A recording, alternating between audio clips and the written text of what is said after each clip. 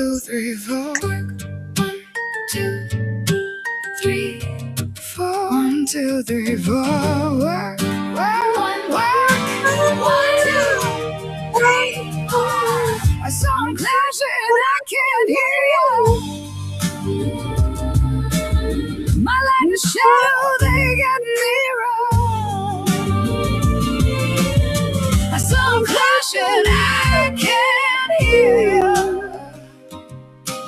Prophet on the line, humble servant in the mirror. Darkness steps forward like claim your throne. Light whispers back, stay small, stay known. Two sides of me swinging like a pendulum bone. One wants the crown, one kneels at the stone. I'm walking that tightrope, razor thin spine, between the one who speaks fire and the one who says shine. Every step echoes like a warning sign. If I rise too high, I forget the divine. 4, 3, 2, 1. Yeah! I saw them crashing, I can't hear you. My light and shadow, they get nearer.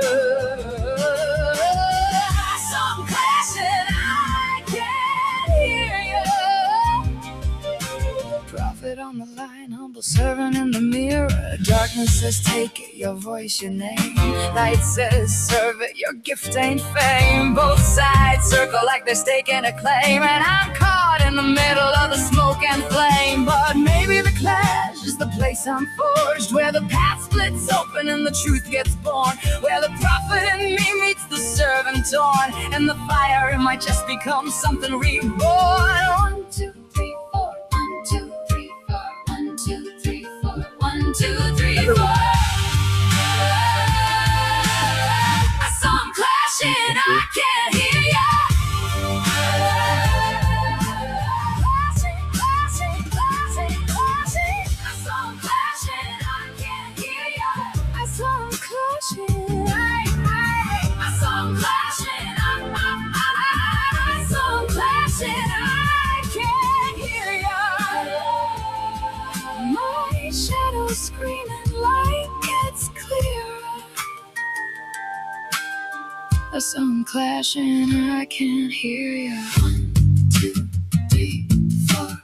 1, 2, 2, 3, 4. 1, 2, 3, 4. 1, 2, 3, 4. 1, 2, 3, 4.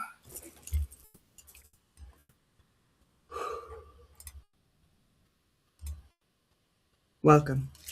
This is your daily dose of elevation, leveling up your spirit, one stream at a time.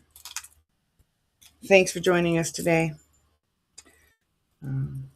For listening after this has gone live, thank you for listening.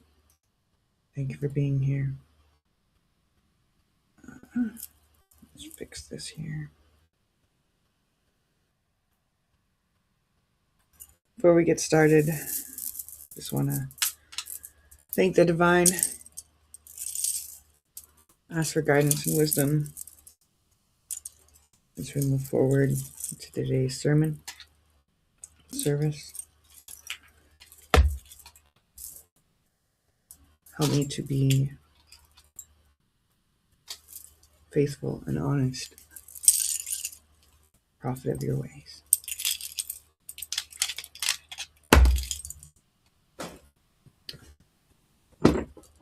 We are going to take a different look at the divine today. For those of you who think that maybe we could be living in the Matrix or an algorithm, or that God could just be the greatest coder that ever existed.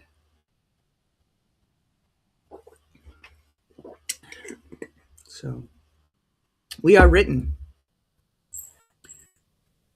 as the divine programmer, the sacred code, and the awakening soul. 1 John 1:1 says, in the beginning was the Word, and the Word was with God, and the Word was God. And Quran 36:82 says, Kun Yakun. And the Upanishads say, Shanti.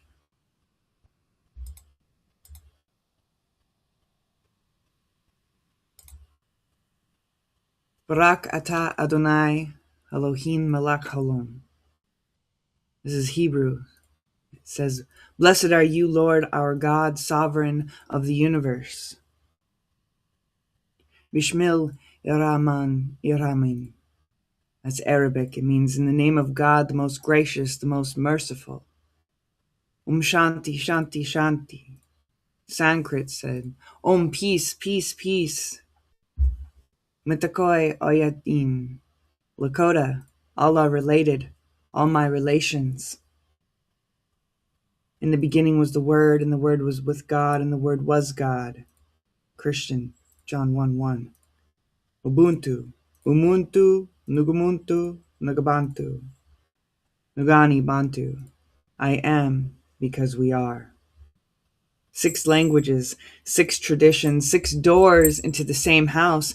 And before I say anything else today, before I offer you a single argument or story or question, I want you to feel what just happened here.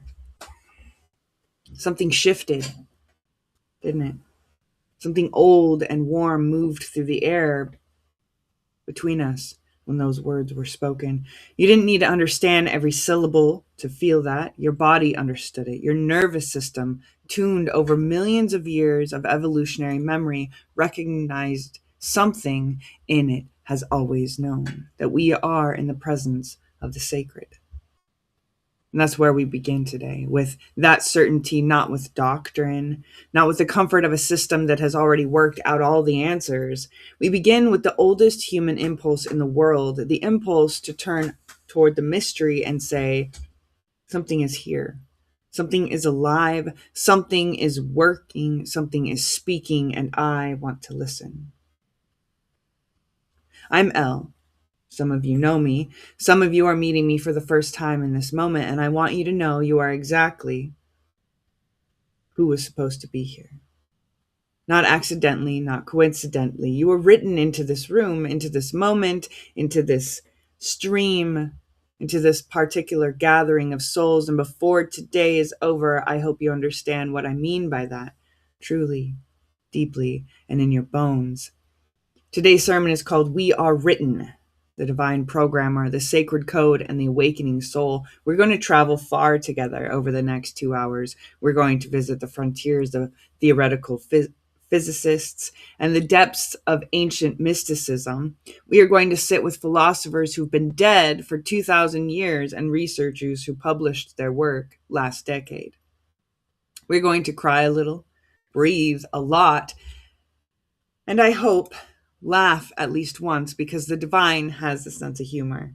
And anyone who tells you otherwise has not been paying close attention. I mean, just look at the platypus, would you?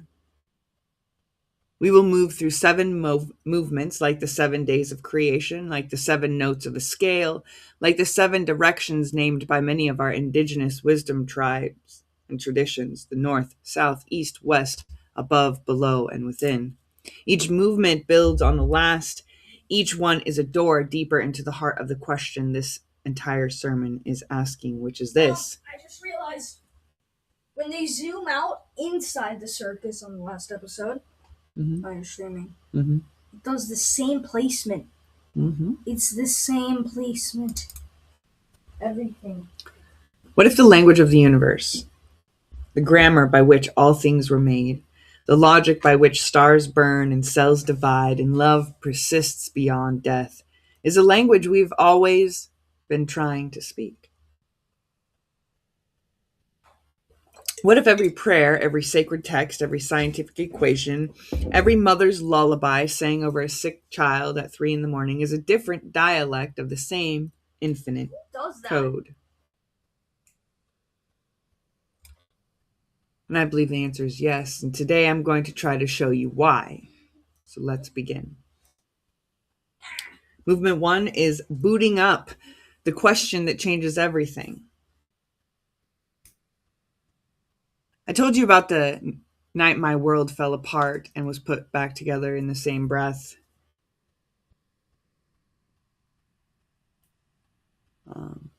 I was in my 30s. sitting on an old floor in an apartment, not a couch, not a chair, floor, which tells you something about where I was emotionally, with a borrowed library book open across my knees. It was late, kind of late where the whole building's quiet and you can hear the street lamps humming outside. I had been going through one of the hardest seasons of my life.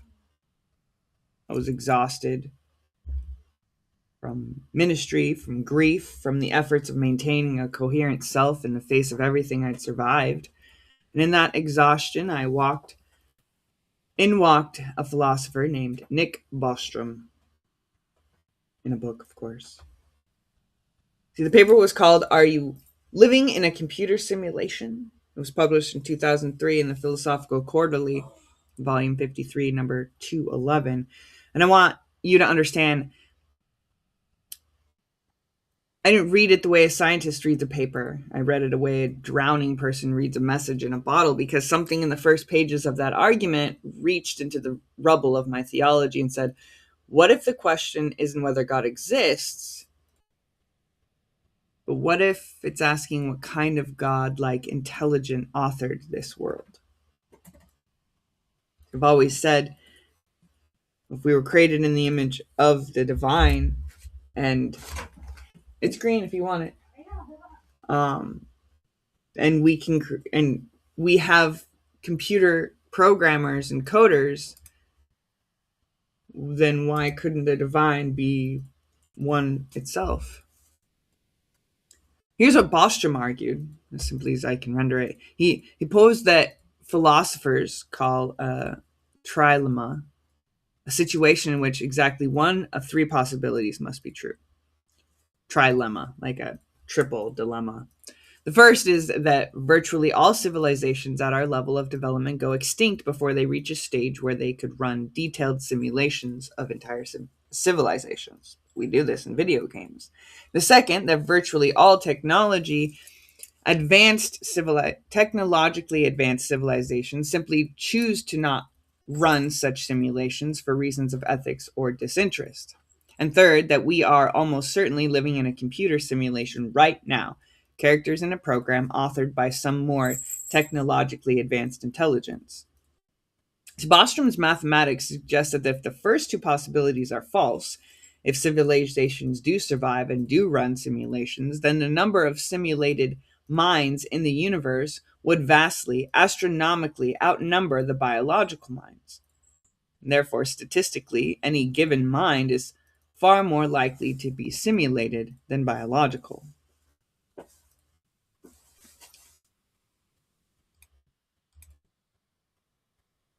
Now, I know that's what some of you are thinking. You're thinking, Elle, I came to a worship service and this woman is about to tell me I'm a sim, I'm a robot, I'm a what? I'm a fleshy robot.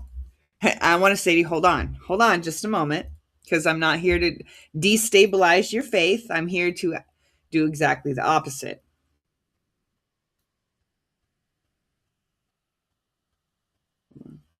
Move this thing.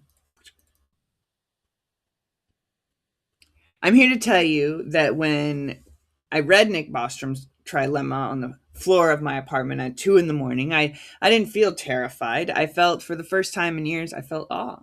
I felt, makes sense. I felt the specific electricity of a question so large.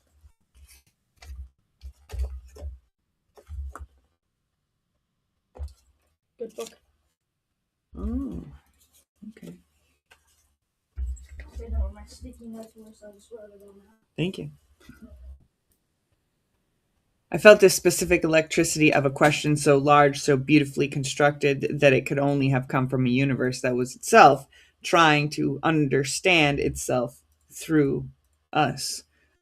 And that's the move I want us to make tonight, together, here, wherever it is, day, night, midday, midnight, don't matter. The simulation hypothesis is not a threat to the sacred. It is, I would argue, the oldest theological question in history. It's restated in a language in our moment. Because think about it. What have human beings been asking in every culture, in every century since the beginning of recorded thought? We've been asking, is this real? Who made it? Is there something beyond what I can see? Is there a mind, a will, a creative intelligence beyond the sacred structure of things? Those are the questions. They've always been the questions. Bostrom is simply asking why, and asking them in a dialect of this Silicon Valley instead of a dialect of ancient Athens. Speaking of ancient Athens, let me introduce you to someone who was asking exactly those two questions half a thousand years ago. His name was Plato. And in the 7th book of his Republic, he described a group of people who'd lived their entire lives chained inside a cave facing a wall. And behind them is a fire, and between the fire and the prisoners, objects pass, and the prisoners see only shadows on the wall. For them, those shadows are reality. They name the shadows. They build relationships with the shadows. They construct an entire world out of shadows. And then one prisoner is freed. He turns, he sees the fire, the objects, the mouth of the cave. He staggers out into the sunlight, and he is at first blinded and disorientated. But gradually his eyes adjust, and he sees trees, sky, the sun itself. And he understands for the first time that what he called reality was a reflection of the real. See, Plato was not writing about a computer simulation, but he was writing about the same problem. And he was not alone in his tradition. The Hindu sages of the Upanishads spoke of Maya, the cosmic illusion that veils the true nature of reality from the unawakened mind. The Brihadratyaka Upanishad teaches that Brahman, the ultimate divine ground of being, dreams the universe into existence, and we within it are both the dreamer and the dream. The Hermetics say the same thing, that we are just a thought in the mind of the all. Even the philosopher Zhuangzi, the great Taoist, asked famously, "Was I a man dreaming I was a butterfly? Or am I now a butterfly, dreaming I am a man?" The boundaries between the real and the represented, between the author and the authored, this has always been a sacred territory. And I'll add to all of this one more layer, one that I think is the key that unlocks everything. In 1995, philosopher David Chalmers published a paper that named something the philosophers have been circling around forever. He called it the hard problem of consciousness. The easy problems of consciousness.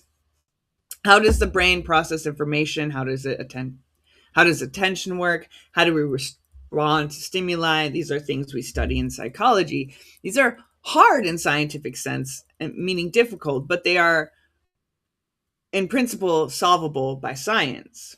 The hard problem is different. The hard problem asks, why is there something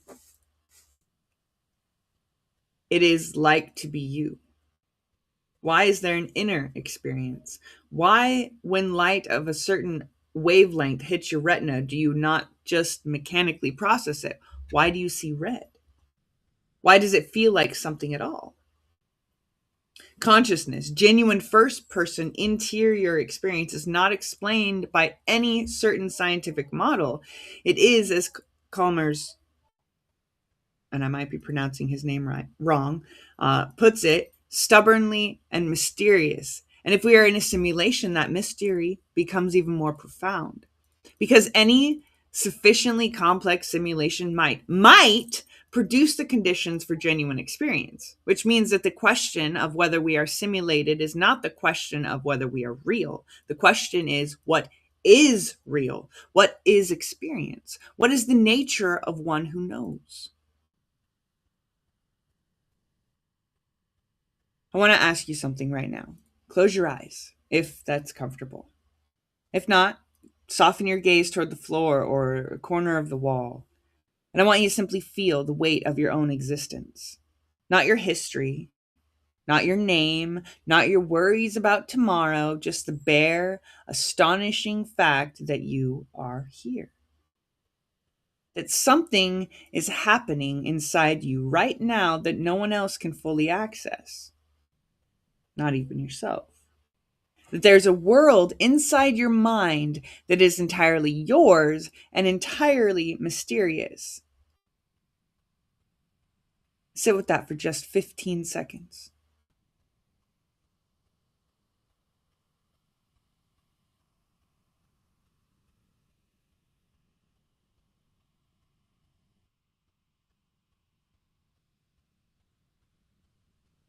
Now open your eyes.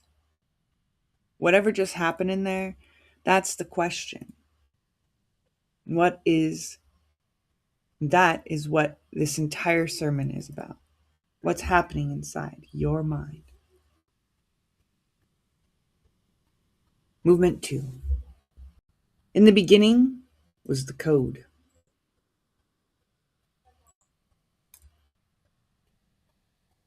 Let me tell you about a child I once knew. She was 6 years old and she decided to create a world. She spread out construction paper all over the kitchen floor and she was drawing with it with each focused intensity that when her mother called her for dinner, she simply didn't hear it.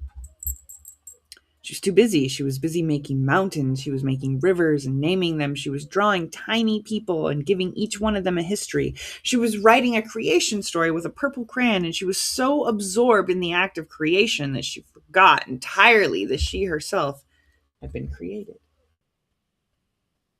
That child was me. And that morning on the kitchen floor is now, I believe, one of the most theologically intrusive mornings of my life, because what I was doing in my 6-year-old way with my purple crayon and my construction paper is what the divine had apparently always been doing. Creating worlds, breathing them into being, encoding them with structure and logic and beauty and mystery, and creating within those worlds beings who would eventually look up from the construction paper and ask, what? Who made me? And why? If you're an author or an artist or have any form of imaginative play in your body whatsoever, you can put yourself in the same scenario. How many creations have you created within your own mind? How much greater is that created you? Every human culture that has ever left a record has always left a creation story. And when you lay those stories side by side, something remarkable happens. Not sameness. They're gloriously, wonderfully diverse, but convergence. They're all pointing at the same underlying truth from different angles. The way 6 people standing around a sculpture will each describe it differently. Or 10 people holding onto a quilt will tell you a different portion of it. And yet each description will be true. The sculpture hasn't changed. The mystery hasn't changed. The quilt has not changed. Only the angle of vision has changed. So let's travel between them. In Genesis, the word as the executable code. We begin where many of us began, with the opening of the Hebrew Bible. In the beginning, God created the heavens and the earth was without form and void. The darkness was upon the face of the deep, and the Spirit of God moved upon the face of the waters. And God said, let there be light. And there was light. God said, not God thought, not God built, not God struggled and assembled. God spoke. Divine speech is the mechanism of creation. Every object that fills the first chapter of Genesis was called into being by a verbal command. God says it, and it institutes. It's instantaneous. The word becomes the world, and you were created in that image.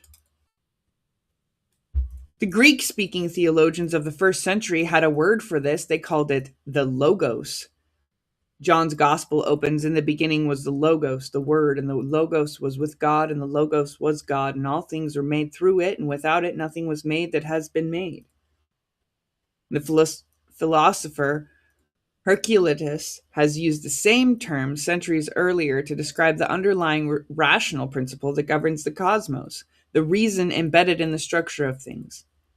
Philo of Alexandria, writing in the first century, synthesized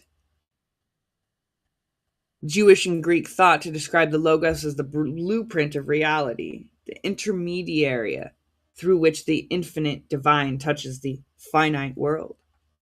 In the language of our metaphor today, the word is the source code. God speaks, the compiler runs, the universe executes, let there be light. It's not poetry dressed up as theology. It is theology dressed up as what we now recognize as a command structure. Input, light, output, light exists. And it was good. Through the Hindu Brahman, the dream of the divine mind. Across the ancient world in the forests and river valleys of what is now India, another set of sacred thinkers arrived at a strikingly parallel conclusion. The Mandukya Upanishad, one of the oldest and most compact of the Upanishad texts, describes reality as emerging from the consciousness of Brahman, the ultimate, infinite, undivided ground of all existence. The universe is not something God made and then stepped back from. The universe is, in essence, what God is dreaming. We are figures in the divine imagination, and yet that imagination is not less real for being imagined. It is, in fact, the only reality there is. Again, we go back to the Hermetics even further from Egypt. It says that we are all in the mind of the all. The Upanishad tells us that in the beginning there was only Brahman. Brahman looked within itself and said, I am. And the moment of self-recognition, the divine I am, was the first act of creation. The universe is the infinite mind becoming aware of itself through infinite forms. Every stone, every star, every soul is a face of Brahman looking back at Brahman. Every act of consciousness is the divine programmer running a self-diagnostic. In Islam, kun fayakun, the divine institution. Hello, Olivia. I can't type right now.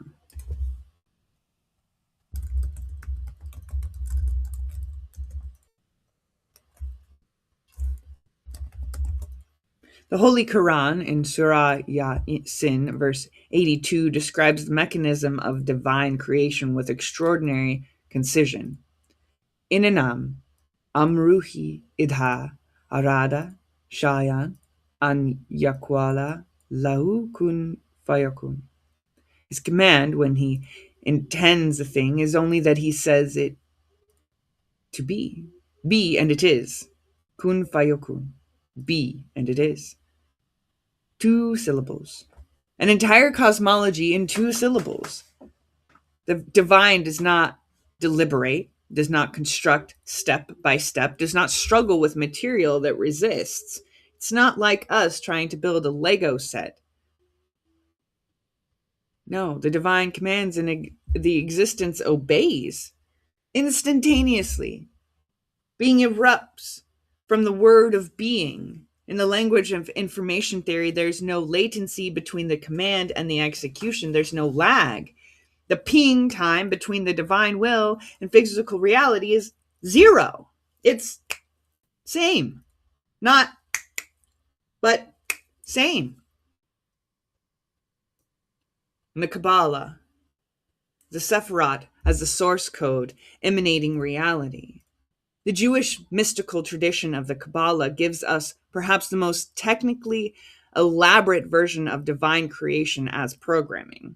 The Zohar, the foundational text of the Kabbalistic thought, and the earlier Sefer Yetzirah, the book of formation, describes how the Ein Sof, the infinite, the divine that is beyond all description and limitation, emanates reality through a structure of 10 Sephirot. 10 aspects or qualities of the divine through which the infinite becomes finite, the formless becomes formed, and the undifferentiated becomes a universe of distinct, knowable things. Think of it this way. The Ein Sof is the root directory, perfect, unbounded, containing everything in potentiality. The 10 Sephirots are the successive layers of the program through which the infinite potential is compiled into the universe you can touch and taste and grieve and love. Wisdom, understanding, knowledge, loving kindness, strength, beauty, victory, splendor, foundation, kingdom. Which is a layer of the program each generates from it. Each is a layer of the program. Each generates from the one above it. Each is simultaneously an attribute of God and a structural feature of created reality. The universe is the output of a divine algorithm whose elegance exceeds anything human mathematics can yet conceive. We have so much mathematics, and yet we still don't have enough to conceive this divine algorithm. In the indigenous traditions, the world spoken and sung into being, our indigenous wisdom traditions brings us a creation language that is perhaps the most beautiful and the most embodied of all. The Navajo Din Bahin, the Navajo creation story, tells us of the holy people speaking and singing the world into existence with specific words, specific songs, specific patterns of sacred language that gave each thing its form, its relationship to every other thing, its place in the web of life. Language is not a description of reality. Language is the architecture of reality. The word for a mountain and the mountain are in relation of mutual creation. You can't separate them. The Lakota tradition tells of the white buffalo calf woman who brought not only the sacred pipe, but a whole cosmological teaching that all things are related. Mita Oyin. And that this relatedness is not a metaphor, but a literal fact woven into the fabric of existence at its deepest level. The world was not built like a machine with parts that can be separated. The world was sung into being as a song. Every note dependent on every other note, every creature a necessary syllable in an ongoing sacred text, every being an instrument in the orchestra of life. From the Aruba tradition, the Odu Ifa, the body of the sacred literature that forms the intellectual and spiritual backbone of the Ifa divination system, describes how Olodumare, the supreme being, gave each Orisha a sacred function, a divine blueprint, a set of instructions for their role in the unfolding of creation. The Odu themselves are a form of sacred code, 256 primary Odu, each containing teachings, stories, medicines, warnings, blessings, a vast cosmic database from which the Babalu reads the pattern of any given life. The scientific parallel, information is fundamental. Now here's where the ancient mystics and the modern physicists begin to shake hands across the centuries.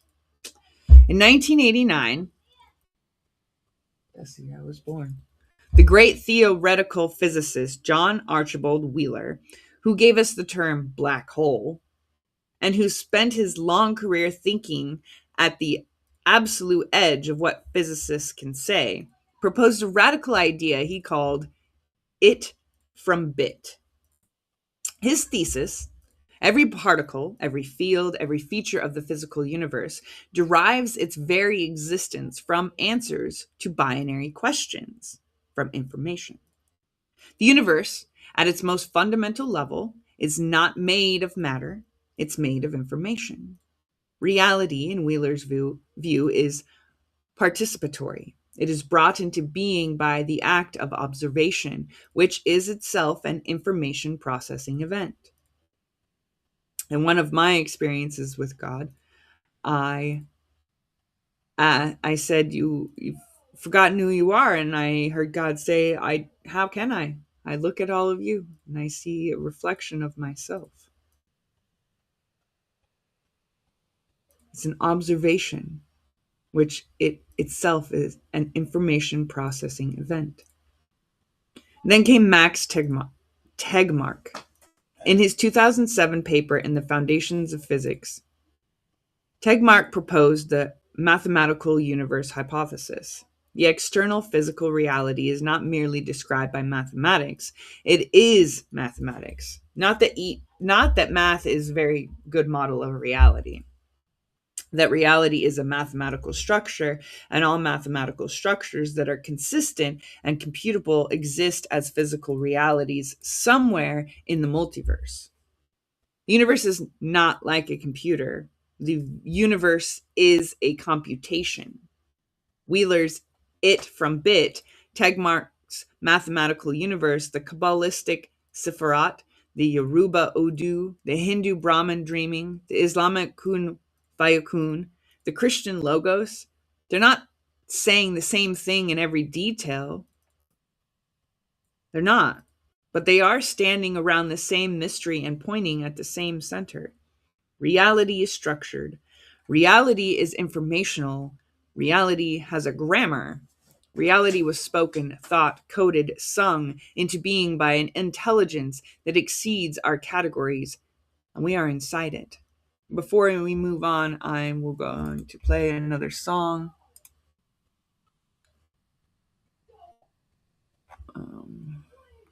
Let's play this one.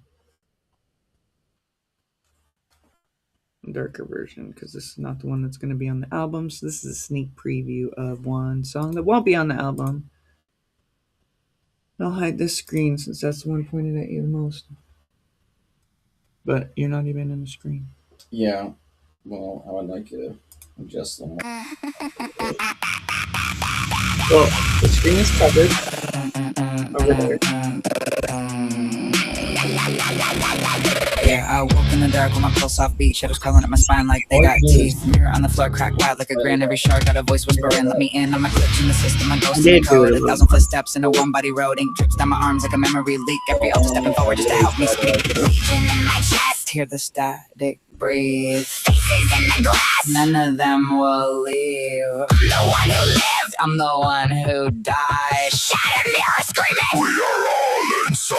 I'm a cracked reflection crawling out the frame. Voices overlap like they're chanting my name. I'm the echo, the fracture, the storm I survived. A legion in one body, learning how to stay alive. Heartbeat pounding like a war drum's rage. Every altar breaking out like they turn through a cave. Silhouette split open, leaking shadow light. I'm a walking constellation stitched from every fight. I don't bleed red, I bleed memory static. Trauma coded visions turning cinematic. I'm the child, the warrior, the ghost, the guide. 1,000 different versions trying to stand on one side. Legion in my chest, hear the static breathe. Faces in the glass, none of them will leave. I'm the one who lived, I'm the one who died. Shattered mirror screaming, we are all inside. Shift, snap, reality bends.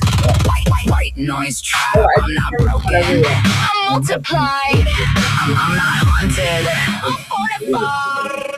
I'm a cracked reflection crawling out the frame. Voices overlap like they're chanting my name. I'm the echo, the fracture, the storm I survived. A legion in one body, learning how to stay alive.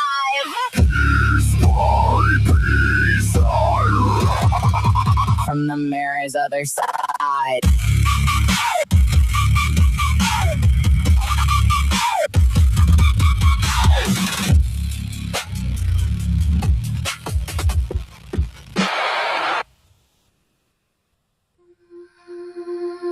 Oh, not that song. Well, I guess we can do one more song.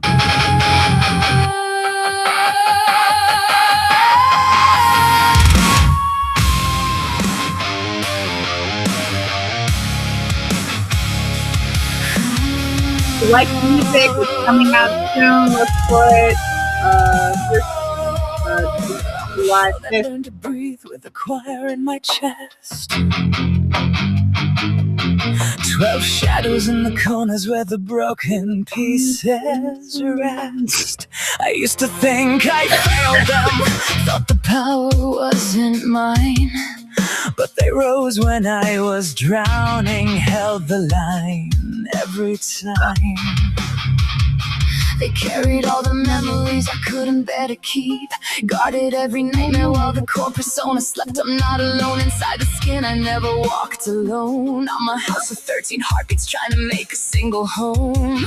And we tremble at the thought of merging into something new. But healing isn't dying, it's becoming something true. We are fractured, but together we are whole. 13 voices woven into one surviving soul. We protect the fragile child that the world tried to control. We are many, we are one, and we're finally taking hold.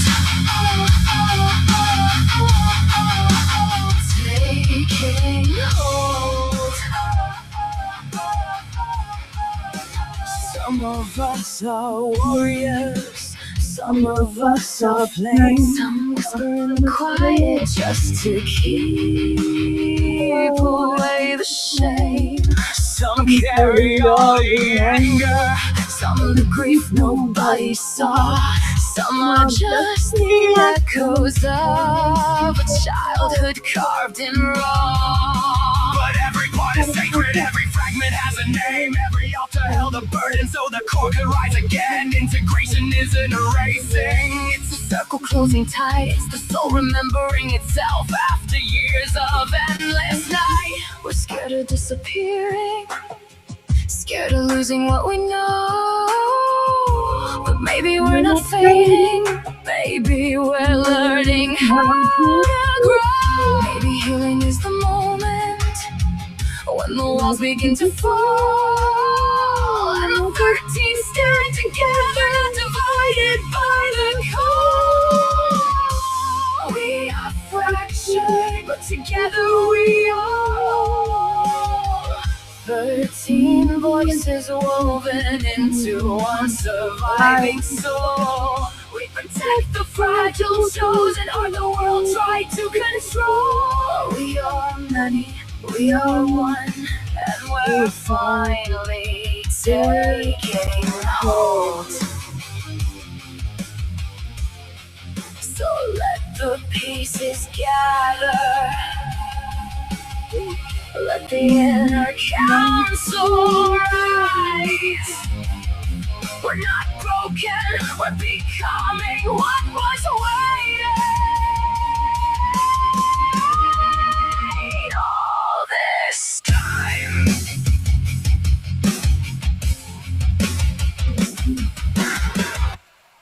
Huh? All this time, a lot of seasoning. Right? Yes. She does love to use that one, the Russian Liz.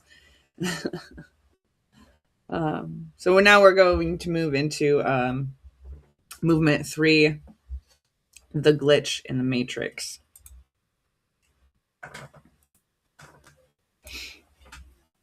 Before we go any further, I do need to pause. We had that music break, and I need to honor something.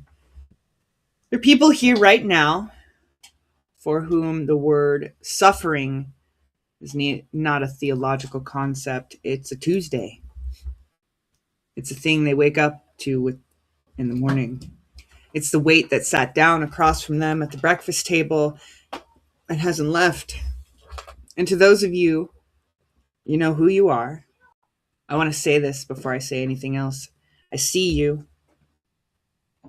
This sermon's not designed to explain how or why or weigh your pain.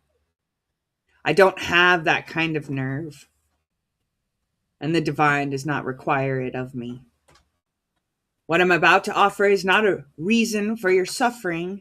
It is, I hope, a context, and the context is not the same as comfort, but it is sometimes the beginning of it. The oldest argument against theism, against the idea of a good, powerful, present God, is the problem of evil.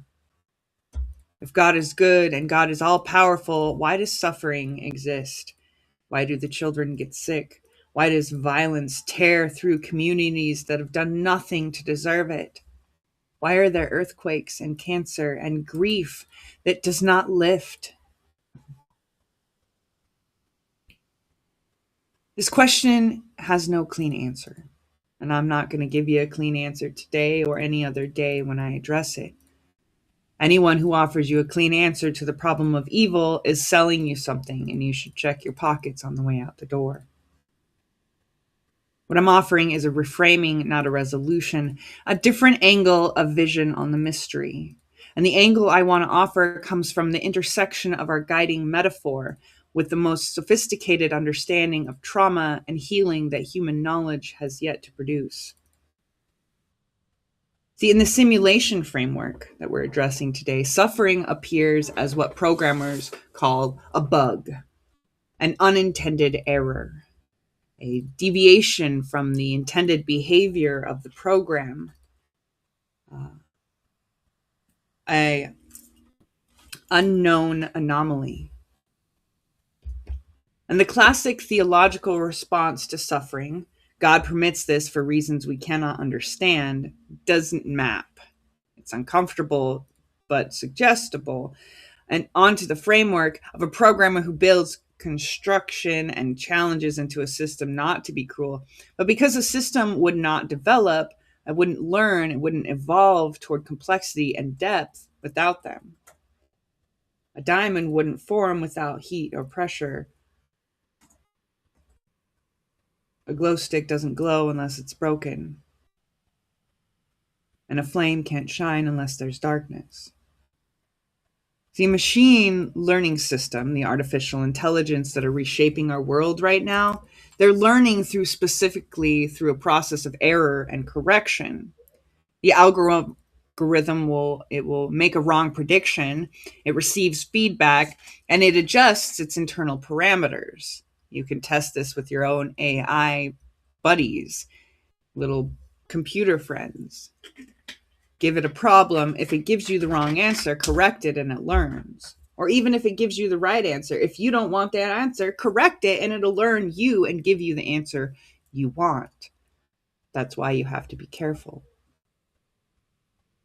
Over millions of iterations, those adjustments produce something that begins to approximate intelligence.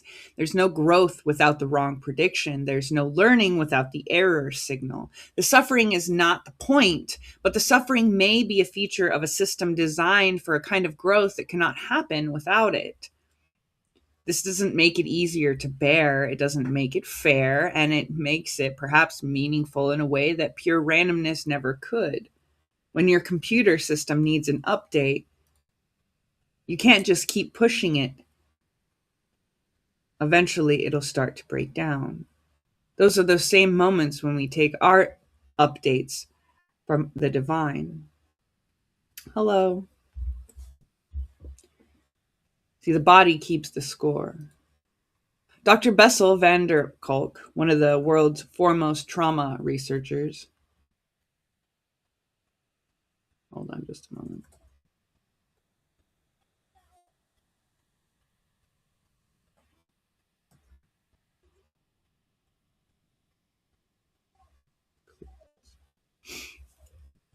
Dr. Bessel van der Kolk, one of the world's foremost trauma researchers, published the landmark work The Body Keeps the Score in 2014.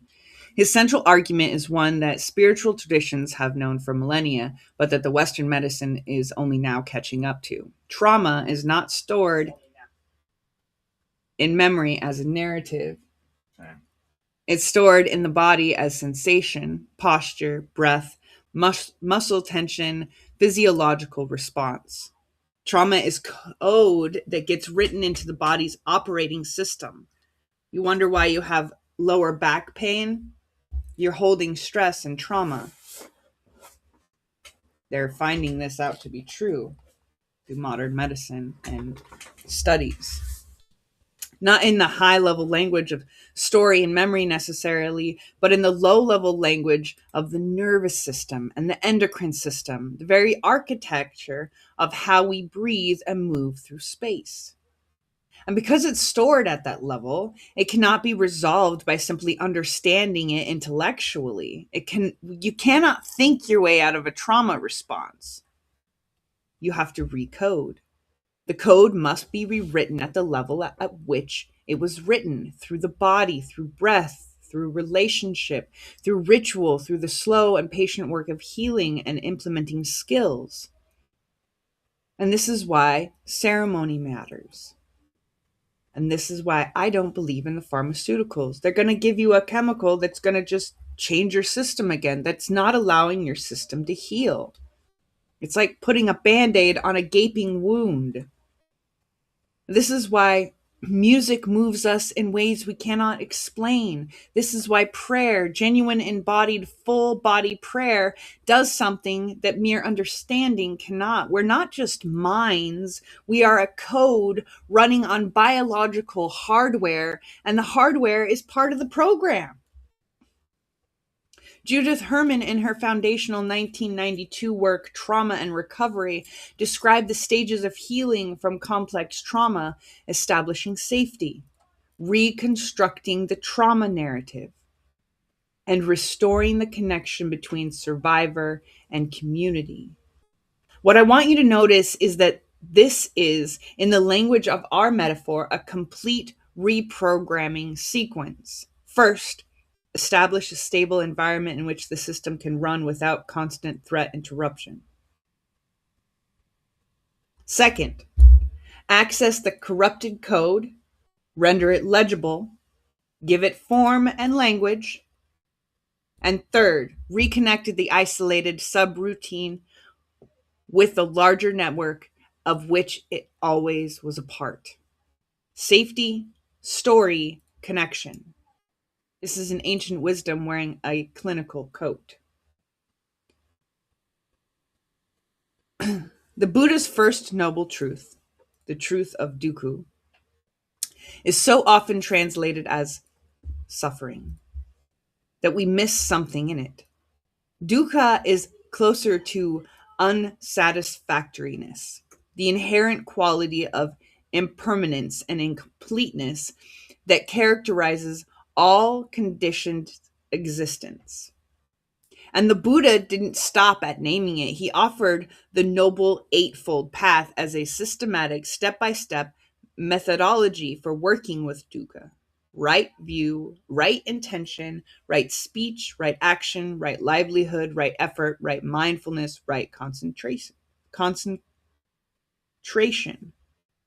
Tongue, mouth, teeth, not always good. This is, in the most precise sense of the word, a debugging protocol, a structured process for identifying the source of the error, which the Buddha diagnosed as tanka, craving, attachment, and systematically eliminating it. The Christian tradition does something even more audacious. It says the divine programmer did not simply write a patch and upload it remotely. The divine programmer entered the system, took on the form of a character within the program, submitted to all the limitations, the pain, the vulnerability, the morality of being inside the simulation, and from within the vulnerability, performed the deepest possible act of repair. My son has been watching this show called The Amazing Digital Circus, and we just recently watched the last episode. It's in there! Their creator, Kane, he's trying to debug the system. And he goes into it, and he is part of it. And in this recent episode, he rips something out of it, and the only thing that I can click in my brain was the ego. He had to have a death of ego. And he sent it away. The theological term for this is kenosis, self-emptying. He literally ripped this thing out of himself and sent it away. The letter to the Philippians, chapter 2, verse 6 through 11, describes how Christ, who was in the form of God, did not count equality with God a thing to be grasped, but emptied himself, taking the form of a servant, being born in the likeness of human beings and becoming obedient to death, even death on a cross. The divine empties the divine itself into the program. The programmer becomes the code, and in doing so, transforms the code from within. In essence, becomes the glitch. The Jewish concept of tikkun olam, repair of the world, takes this further still. Kabbalistic tradition speaks of how in the original act of creation, divine light was poured into vessels that could not contain it, and the vessels shattered, leaving sparks of holy light scattered through the whole broken world. The work of the human being, of every human being in every act of justice and compassion and truth-telling, is to gather those sparks, to repair what is broken, to co-author with the divine the restoration of the original wholeness. We're not passive recipients of the broken world, we are co-programmers. Every act of love is a line of repair code. Every act of justice is the program running correctly. Every moment of human connection is a spark recognized and restored to its source. Again, I'm going to reference this show that my child, who is going to be 10 years old, is watching. They even put it in there. they realized that they could rewrite not only the external code of their human counterparts, but the internal code of themselves, and even those that had abstracted. Indigenous healing traditions across many cultures hold a parallel understanding that illness, whether of the individual body or the community or the land, represents a disconnection from original right relationship. Ceremony, song, prayer, the gathering of community in sacred place, these are not performances. They are technologies of reconnection. They are the process by which the individual or community's code is realigned with the original instruction set, the sacred pattern in which all things are designed to live.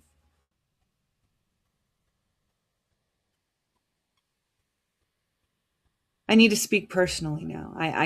Because I can't ask you to sit with the reality of trauma without being willing to sit in it myself, and I have. I came to ministry the long way, not through a straight path of faith and formation and continually going to church and that supported system, but through years of moving through a darkness so complete that I sometimes couldn't tell whether I was healing or dissolving, whether I was carrying that light as a complete vessel or shattering apart. I carry the kind of history that the clinical literature names complex developmental trauma, early relational wounds, a nervous system that learned very young that the world was not entirely safe and that the self was not always protected. For years, my inner world was what IFS therapist Richard Schwartz might call a system in crisis. I created systems within myself to cope, family systems. Different parts of me in conflict, some trying desperately to protect what was most wounded, some frozen in moments that had passed decades ago, some reaching for wholeness in ways that sometimes made things worse. I was, in the most literal possible sense, running fragmented code. Sometimes I still do. But what saved me, and I mean that with absolute literalness, was one thing. Convergence of therapy, community, spiritual practice, and the slow, stubborn refusal of something deep inside me to accept that I was the only one that this was happening to. Something in me kept insisting that there was more than what happened to me. Something in me kept reaching toward the light even when I couldn't see it. I knew, and I now believe that something was the original code, the divine blueprint that is in each of us, the truth written into us before any of the wounding ever happened. See, the wounding was real and the damage was real, but it wasn't the deepest thing. The deepest thing was and is something that no trauma can or will ever fully overwrite, because the divine programmer wrote it in a language that exists below the level of experience. The healing, the ongoing, non-linear, sometimes 2 steps forward, 1 step back, a giant whole process of healing has been for me an act of coming home to what I always was. Not building something new, not returning to what somebody else programmed, but returning to what was written before the fall. That's what I believe healing is. Not improvement, but a return. Not becoming something better, but becoming again what you've always been at your most essential, your most true, your most well, your most pure, your most divinely authored depth. Your story was written long before you started putting your inky fingerprints all over it. And the programmer's just trying to debug it.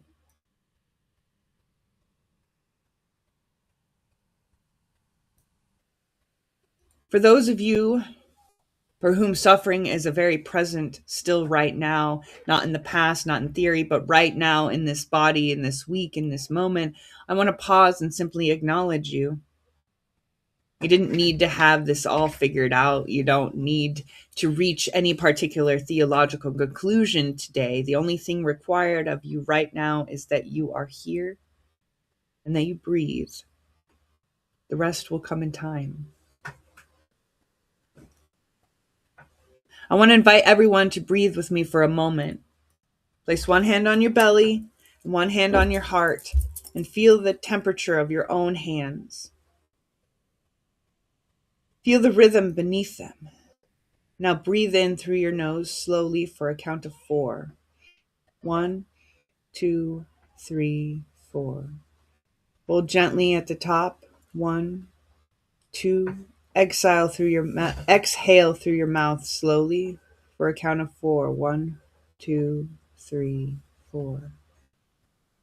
Pause at the bottom. 1, 2, and again in through the nose. Hold. Out through your mouth. Pause. And one more time.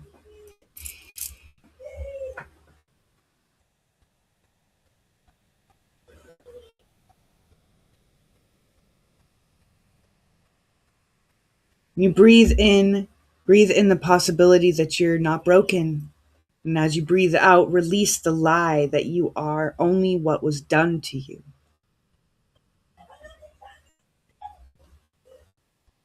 You can lower your hands.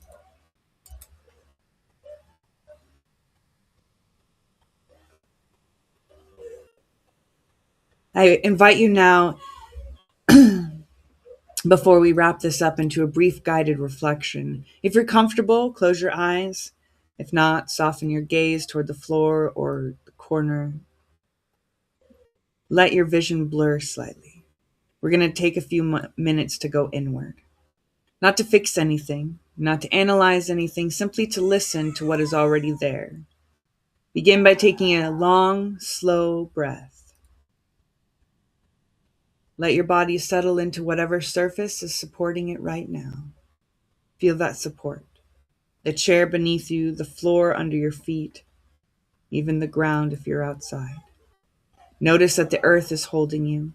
You do not have to hold yourself up right now. Let the earth do it.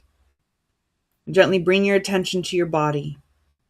Not your thoughts about your body, just the body itself. Start at the crown of your head and move your awareness slowly downward, your face, the muscles around your eyes and jaw. Notice if there's tension there. You don't need to change it, just notice. Move down through your neck, your shoulders. So many of us carry the weight of the world in our shoulders. Just notice. Down through your chest, your belly, your lower back. Moving down through your hips, your legs, your feet. And now gently, with great compassion, I want to ask you, where in your body do you feel your oldest wound? Not your newest one, but your oldest. The one that's been with you the longest. Maybe it lives in your chest as a kind of hollowness. Maybe it lives in your throat as something that's been never said. You just haven't had the courage. Maybe it lives in your stomach as a low-grade anxiety that's become so familiar you've almost stopped noticing it. Wherever it is, and you place one gentle hand there, over your heart or your belly or your throat, whatever is calling you. No, don't try to make it go away. Don't try to understand it. Just let your hand rest there and breathe into that place. Breathe warmth into it, the way you would breathe warmth into cold hands on a winter morning. Let the breath be an act of kindness toward the part of you that's been carrying this for so long.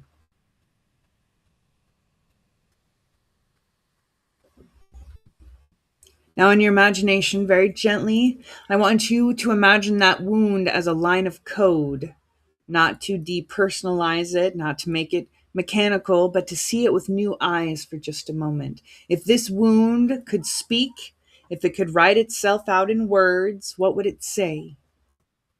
Maybe it would say, I'm not enough. Maybe it would say, I'm not safe. Maybe it would say, I was left. I was abandoned. Maybe it would say, I'm too much. I'm a burden. Whatever it says, don't let it say it. Don't argue with it. Oh, just let it say it. Don't argue with it. Don't shame it. It's been waiting a long time to be heard. It's part of you. Now imagine the divine programmer reading that line of code, not with judgment, not with disappointment, but with tenderness of a master craftsperson who understands exactly why the code went wrong and who knows exactly how to rewrite it and who's not in a hurry. There's no urgency here. There's no deadline on your healing. The divine has infinite time and infinite patience and the certainty that you are worth the work. What would the rewritten line say? What is the truth that would replace the wound's lie? Maybe I am enough, always and already. Maybe I am safe now. I survived. I am here. Maybe I am held by something that does not leave. Maybe my complexity is not a burden, it is a gift. Whatever it is, let it rise. Let it be true, even for just this moment. Now, on the count of 3, I'm going to ask you to say something aloud together, wherever you are. If people look at you weird, that's okay. You're not here for them. You're here for you and the divine and your healing. Because healing does not happen alone. And we learned that words are code. Say it with me and say it like you mean it, even if part of you isn't sure yet. I want you to say, I am more than my wound. I am written in love, and I am being restored.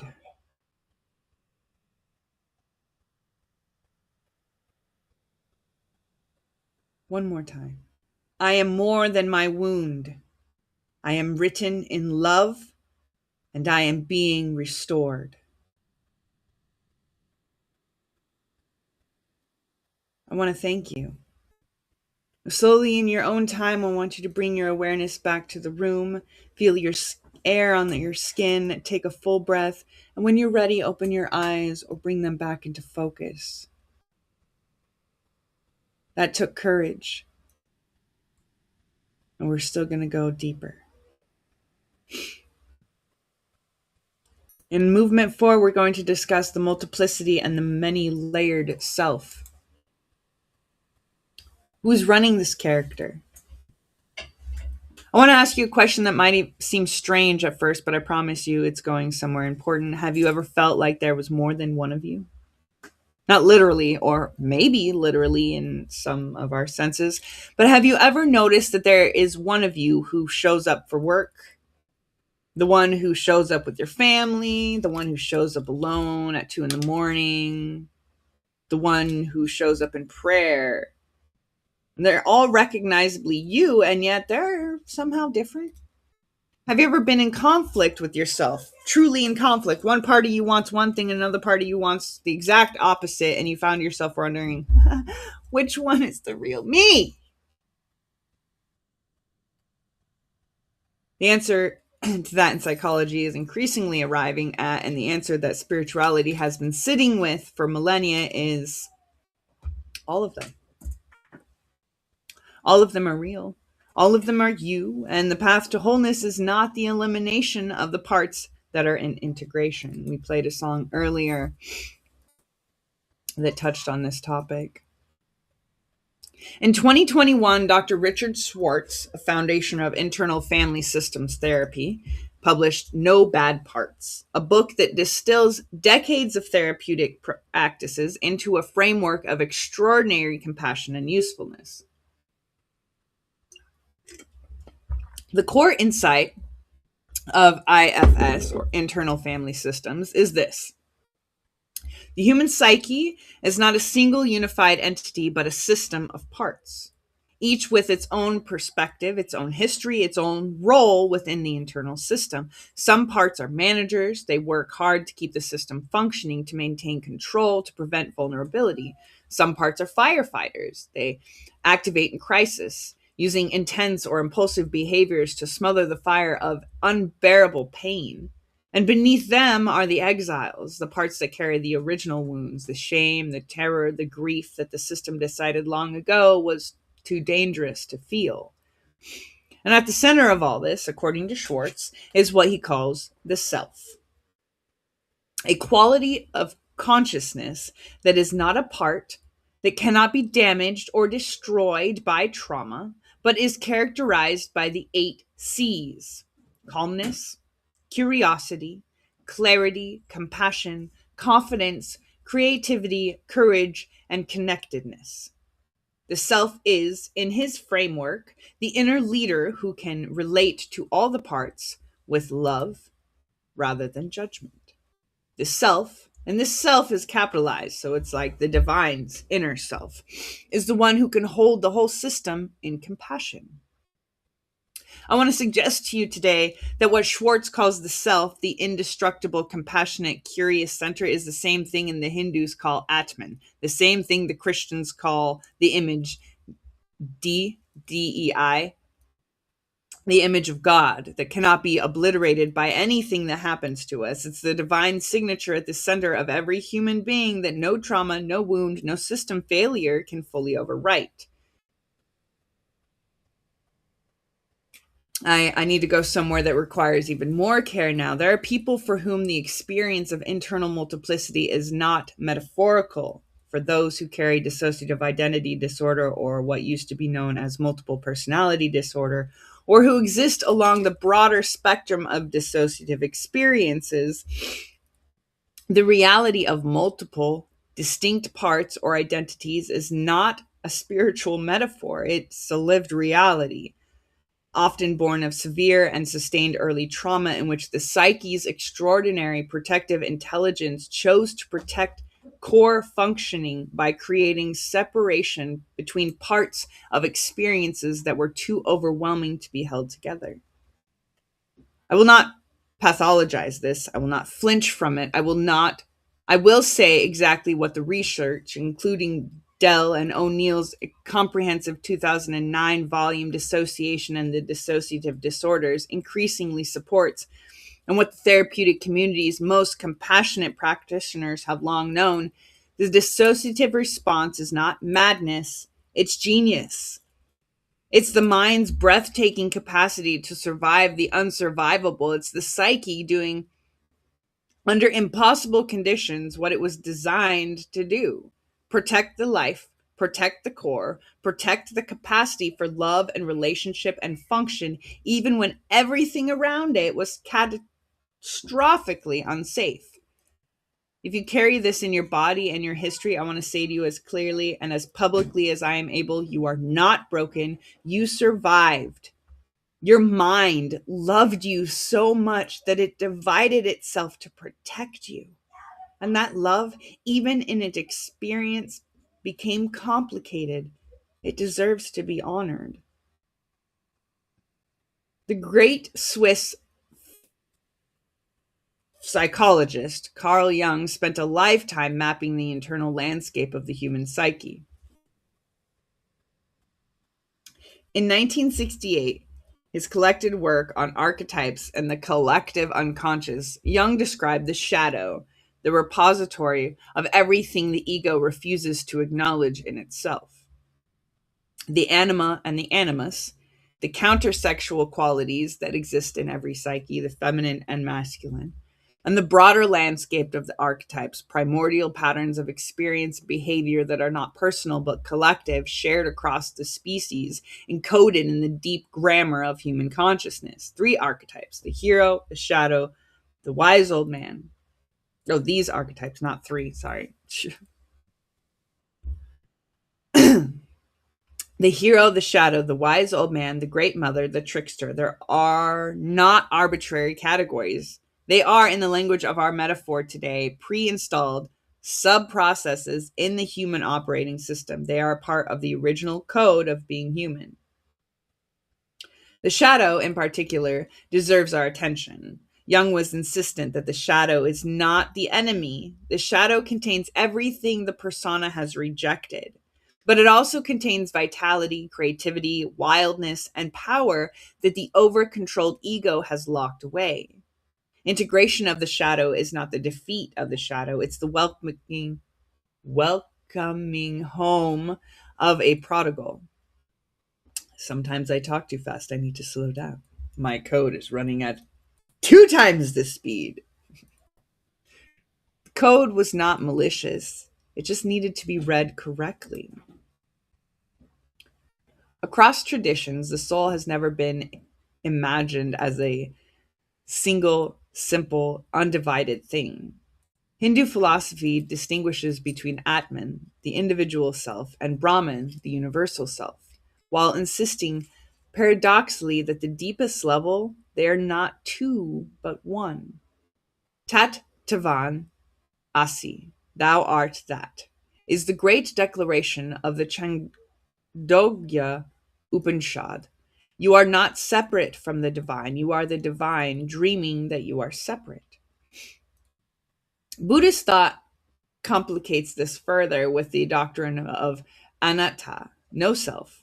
There is no fixed, permanent, independent self. What we call I is a constructed process, a river, not a rock, a dynamic pattern of interaction between consciousness, sensation, perception, mental formation, and form.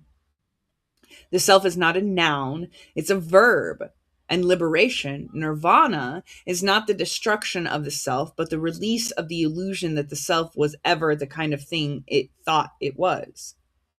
The Kabbalistic tradition offers perhaps the most elaborate map of soul levels of all, the nefesh, the animal soul, the instinctual dimension of being, the rach, the emotional and moral dimension, the neshma, the intellectual and spiritual soul, chaya, the divine life force, and yecharak, the utterly unique individual spark that is at the same time the part where the individual and the Ein Sof, the infinite, touch. 5 levels, 5 layers of code, each nested within the next, like those Russian nesting dolls, each giving access to a deeper layer of divine reality.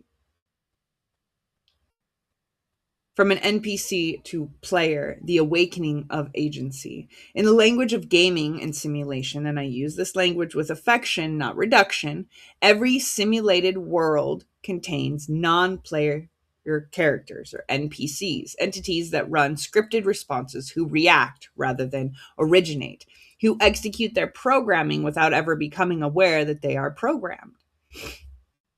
And then there are the player characters, the beings who wake up, who begin to author their own responses rather than simply execute them, who develop a meta-awareness, awareness not just of the world of the game, but of the fact that it is a game and that they are having a choice about how to play it.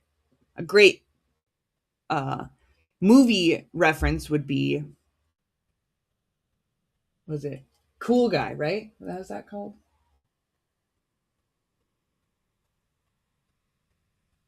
What? The one where he puts on the glasses. He's an NPC, but he puts on the glasses and realizes that he's not.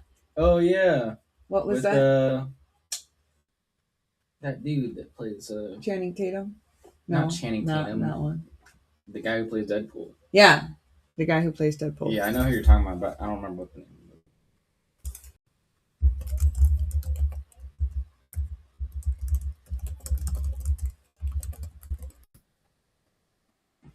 Free Guy. It's called Free Guy. Free Guy. Because the NPC becomes free because he begins to realize he's not just an NPC. I mean, he is. You can't play him, but he becomes aware. He awakens. They tell it to us in media, I'm telling you. The elders of the Mount of Zion said that they would give you this information in the media, and only the pure of heart would know and see it for what it really was. So I want to suggest to you that spiritual awakening in every tradition across every century is essentially the process of moving from that NPC to the player character, NPC to free guy. Not escaping the simulation, not leaving the world behind, but becoming conscious within it. Developing the capacity to respond rather than merely react. Becoming, in the fullest sense, an agent, a free, responsible, creative participant in the unfolding of the divine story. And multiplicity, the many-layered complexity of the self, is not an obstacle to that awakening. It is, I would argue, its very medium. The more layers of the self we can become aware of, hold with compassion, and integrate into conscious relationship, the richer and more creative our agency becomes. Imagine owning an agency, and you are a complex being, and you have multiple agents within that agency. You have multiple NPCs within one NPC. The person who knows only one note of themselves can play only one note. But the person who knows the whole chord, the exile, the managers, the shadow, the light, the wound, the wisdom, that person can play the whole range. And the music they make will shake the walls of heaven.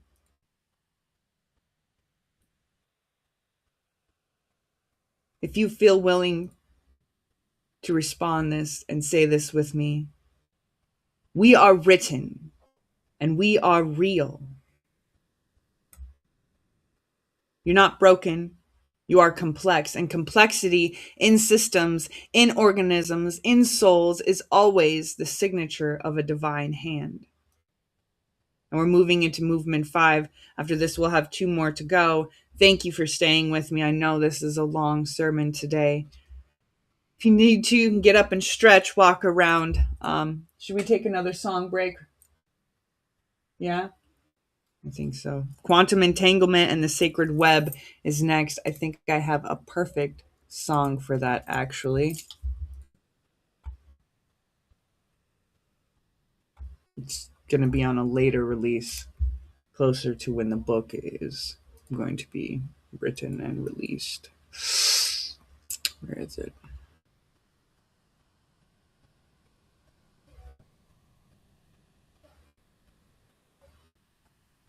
Raining again. All right. Switch this to presentation mode. Take off the camera so you guys can hear. Hush now, spark beneath my veil. You are the thread I did not fail. This is so slow. Let's go. When silence grew.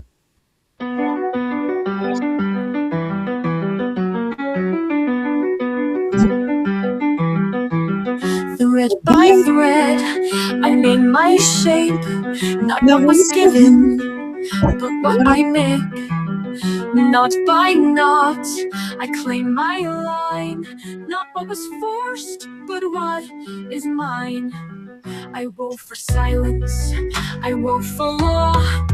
I stitched the loom and named its flaw. Now I unspool, now I unbind.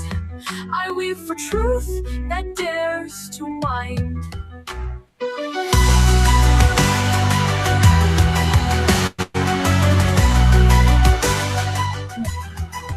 Loop by loop, I stitch my soul, not into order, but into whole. Fray by fray, I find my grace, not in perfection, but in place. I do not weave to fit the frame. I do not weave to earn a name. I weave because I choose to be a sacred thread, a sovereign me. So take this strand, begin again. Weave not for them, but from within.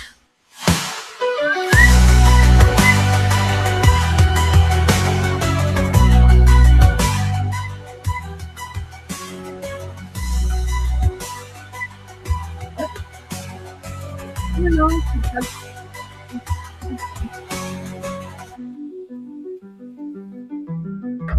I wove for silence, I wove for law. I stitched the loom and named its flaw. Now I unspool, now I unbind. I weave for truth that dares to wind.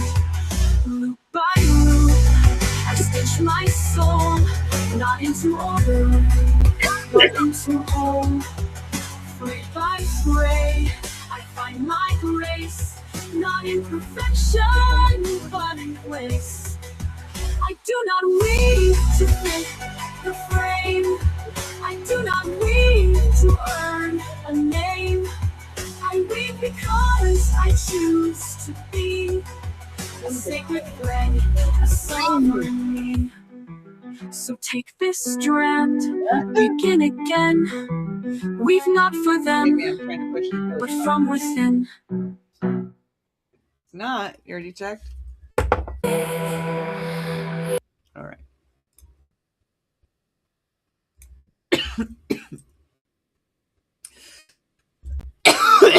Quantum entanglement and the sacred web. I want to tell you about one of the strangest things in the entire universe. In 1964, the physician John Bell published a paper with the unassuming title on the Einstein-Podolsky-Rosen paradox. In it, he proposed a mathematical test, now known as Bell's theorem, that could determine whether quantum particles maintain a spooky, non-local connection across any distance, or whether such correlations were merely the result of a hidden local variables. So in 1982, Alain Aspect and his colleagues at the Institut d'Optique in France conducted the definitive experimental test of Bell's theorem. They created pairs of entangled photons, particles that had been generated together, linked at their origin, and then separated them. And they measured the properties of each particle independently. And what they found was astonishing. It has been replicated so many times since that it is now simply accepted as a feature of physical reality. Measuring the property of one particle instantly affects the correlated properties of its partner, regardless of the distance between them. Not with a signal that travels between them, instantly, with no physical mechanisms of communication whatsoever. Einstein called this spooky action at a distance, and he hated it. It violated his conviction that no effect could travel faster than light. But the universe, as is her habit, did not consult Einstein's preferences. Quantum entanglement is real. Non-locality is real. Two particles, once connected, remain in relationship across any distance, as though the space between them were, at some deeper level, not there at all. Isn't that fascinating? Science supports the divine coding of let there be light. Instantaneous. David Bohm, one of the 20th century's most original physicist and close colleague of Einstein's, spent decades wrestling with the implications of quantum non-locality. His solution, published in 1980 in Wholeness and the Implicate Order, was elegant and profound. He proposed that what we observe as the physical world, particles, fields, events separated in space and time, is what he called the explicate order. The unfolded, explicate, locally interacting level of reality. But beneath it, deeper than any particle, is what he called the implicate order, a domain of undivided wholeness in which everything is unfolded into everything else, in which the apparent separateness of things is a surface phenomenon, and the underlying reality is unbroken, undivided, and whole, like the force that flows through everything. The implicate order is not a mystical hypothesis. It is a mathematical reality that Bowman developed in rigorous physical terms. But when he described it, he cannot help using language that sounded to anyone who had ever read the Upanishads or the Sufi poets or Meister Eckhart like language they had heard before, because the mystics had been pointing at the implicate order for thousands of years. And now science was backing it up. They simply called it by different names. See, the great Sufi theological concept of Tawheed, divine unity, asserts not merely that God is one, but that oneness of God is the deepest truth of all reality, and that the apparent multiplicity of things conceals a radical underlying unity that is not metaphorical, but ontological.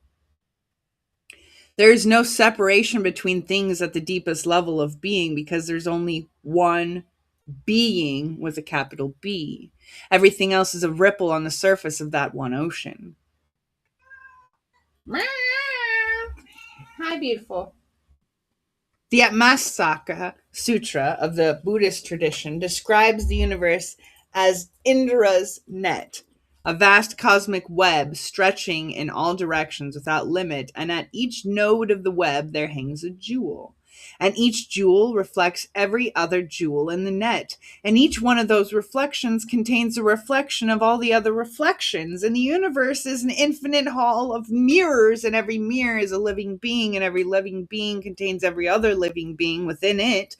This is not poetry dressed as cosmology. This is cosmology so true it became poetry. It's like a kaleidoscope constantly going in upon itself. The Christian mystic Meister Eckhart, the 14th century Dominican theologian who walked so far into the mystical territory that the church put him on trial, wrote, "The eye through which I see God is the same eye through which God sees me. My eye and God's eye are one eye, one seeing, one knowing, one love." If you understand quantum entanglement, you understand what Eckhart was saying in a new way. The observer and the observed are not separate. The seeing and the seen arise together. There is one eye behind all eyes, one consciousness behind all consciousness, one source from which all awareness springs.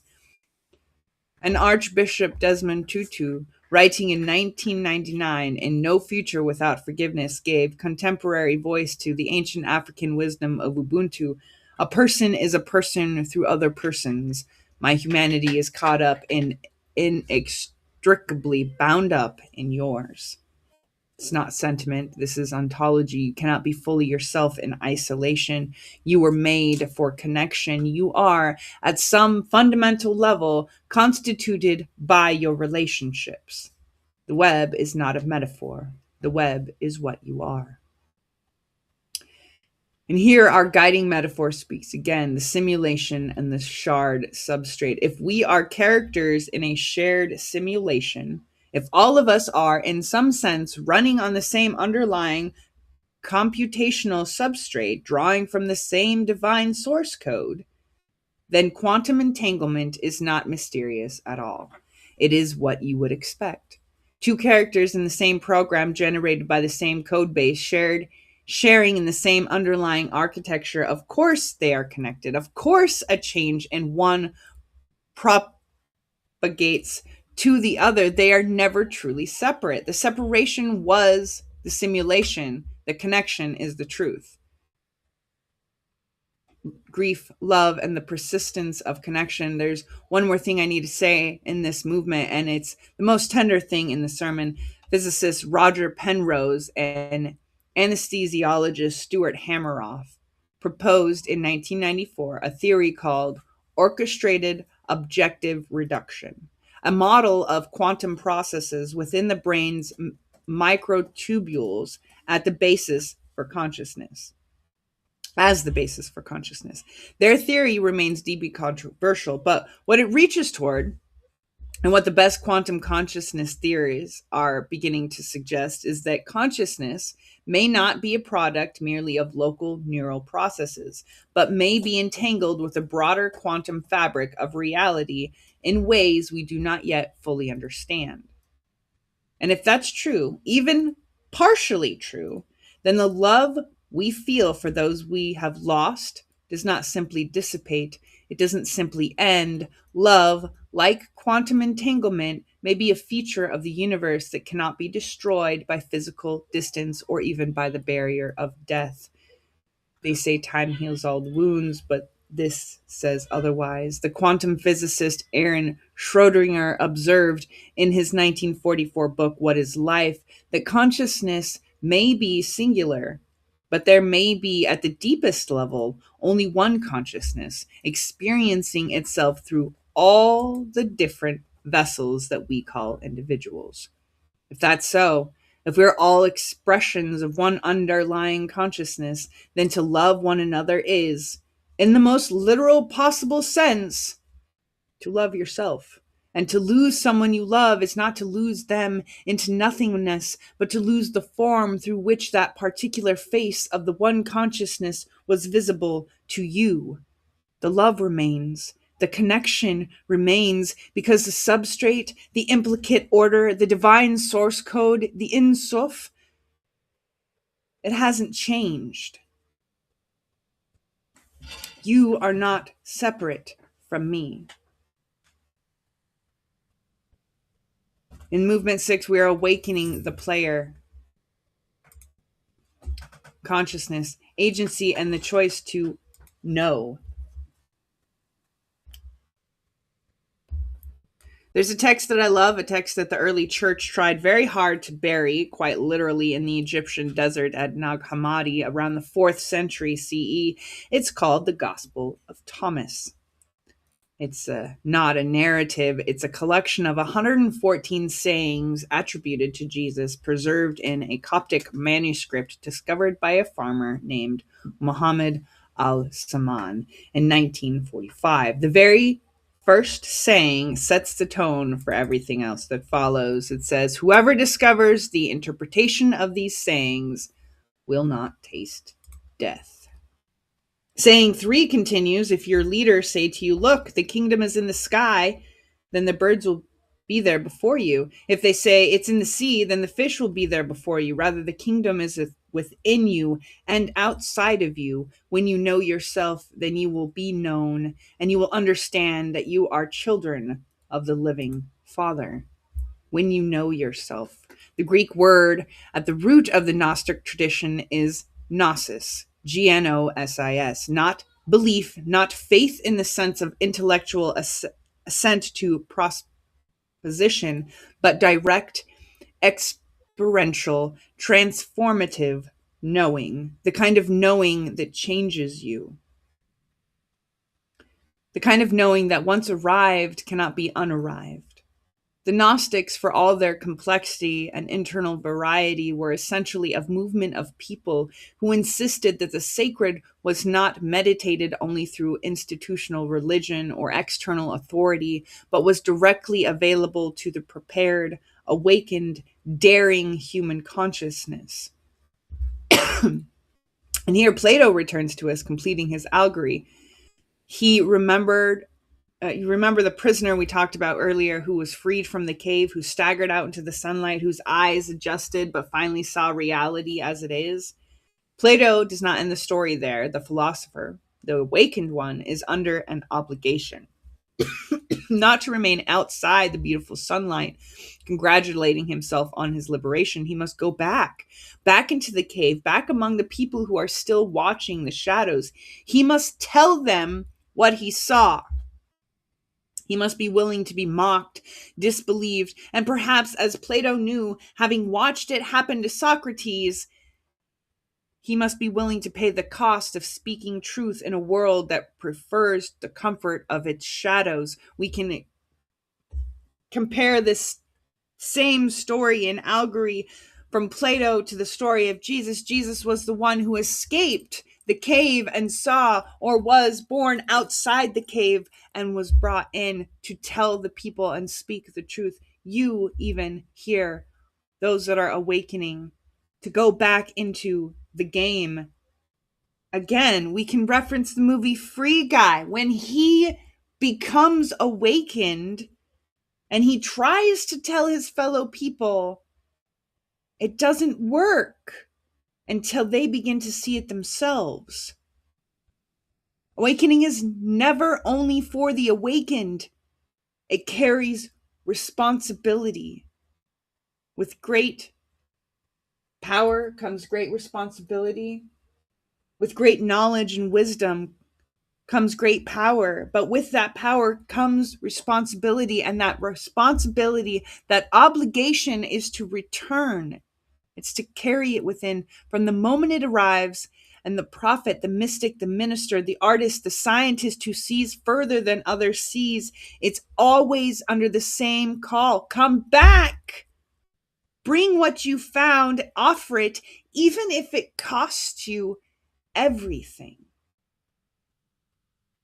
I touched on yesterday, I believe it was, on if you've gained the whole world but lose your soul, what have you? Ken Wilber, in his 2000 work, Integral Psychology, synthesized the developmental psychologist of Piaget, Kohlberg, Lovinger, and others into a coherent map of how human consciousness evolves, not just individually, but collectively, through identifiable stages of increasing complexity, integration, and care. Claire Graves' original research, built upon Beck and Cohen in their 1996 work Spiral Dynamics, proposed a similar model, a spiral of value systems through which both individuals and cultures develop, from survival-based tribal consciousness through ethnocentric religion and through rational modernism, through pluralistic postmodernism and beyond, toward what Graves called second-tier consciousness, the capacity to hold the whole spiral with compassion, to see the validity of each stage as a legitimate response to life conditions, and to work for the flourishing of all levels simultaneously. What both Wilber and Graves point toward is this: consciousness is not static, it evolves, and the evolution of consciousness, individually and collectively, may be the most important thing happening on this planet right now. Because the problem we face, ecologically, politically, socially, spiritually, can't be resolved at the level of consciousness that created them. We need to wake up. Not just individually, but together, not just spiritually, but psychologically, politically, collectively. We need to upgrade the collective operating system of the human species. And that's exactly what every genuine mystical awakening tradition has always been about. Zen Satori, the sudden breakthrough of enlightenment that comes when contemplative mind exhausts itself and something else opens. Christian theosis, the orthodox traditions teaching that the goal of the spiritual life is not merely salvation, but deification, participation in the very nature of the divine. Sufi Fana, annihilation of the individual ego self in the ocean of the divine beloved. Hindu moksha, liberation from the wheel of conditioned existence, recognition of one's identity with Brahman. Jewish Dvakat, cleaving to God, a state of intimate, continuous absorption, union with the divine presence. These are not the same thing in every detail, but they are reaching toward the same horizon. The horizon where the individual and the divine stop being experienced as separate things. Thank you for the follows. I always forget to say those things. The spoon that is made of something wondrous. Many of you think of the image from The Matrix. The young boy who bends a spoon with his mind and explains to Neo, don't try to bend the spoon, that's impossible. Instead, only try to realize the truth. And Neo asks, well, what is the truth? And the boy says, there's no spoon. The insight is that the material world is not what it appears to be. That what seems solid and fixed is, at some level, more malleable, more dreamlike, more fundamentally informational than our ordinary perception suggests. The more you dig and the more you seek after, the more you will find. It says, knock and the door will be open, seek and you will find, but you must seek. And I want to offer you a gentle revision tonight, because I think there is no spoon is only half the truth, and less interesting half. Here's the deeper truth. There is a spoon. There's a spoon made of quantum fields, made of information, made of the divine breath of a creative intelligence that chooses to imagine a universe in which spoons exist, and in which beings with consciousnesses can pick them up and stir their morning tea and feel the warmth of the cup and taste the sweetness and think, this is good, this is beautiful, I am alive, and the moment is astonishing. That spoon's not less real for being made of something more wondrous than solid matter. It's more real. It's real all the way down. It's real because the person seeing it is real as well. It is because they are. We're not here to escape the simulation. We're not here to transcend the material world as though it were an embarrassment. Oh, thank you for the heart. We're here to be fully, completely, consciously present within it, knowing what it is, knowing who made it, knowing that the sacred is not somewhere else, but woven into the very fabric of every moment, every breath, every interaction, every face. Oh, I appreciate you stopping by and sharing the love. Got to support other supporters, right? You're not an accident of atoms. You're not a glitch in the code. You're not a mistake the universe made that's been trying to correct ever since. You were written with intention and the kind of care that takes forever and always arrives on time.